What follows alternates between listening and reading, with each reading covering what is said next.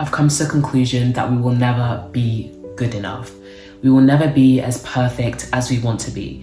We will never achieve that version of ourselves. Instead, we will spend our lives chasing that idealistic version of ourselves that we will realize that we will never achieve. I'm not trying to say that you should stop working towards the best version of yourself.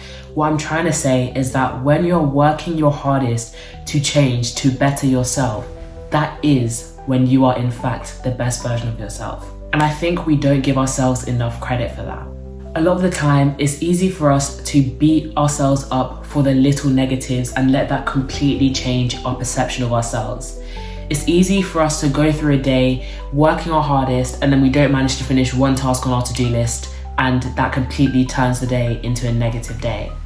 And for me, that is where the problem lies. I feel like nowadays, social media has created this unrealistic standard of success, and when we make tiny little mistakes, we just feel like we're failures. Because when you look on a YouTube video of someone being productive, you don't see those times when they feel tired and unmotivated. You don't see those times they get a bad grade and have to move past it. On social media, all we see is the positives of people's lives, and that can really change the way we see ourselves and we see our own successes.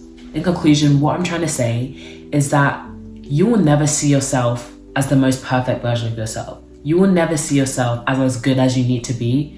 So I think what we need to try and do is have this shift in mindset to realize that if we are working towards the best version of ourselves, if we are taking those little steps every single day to better ourselves, then we have already achieved what we want to achieve.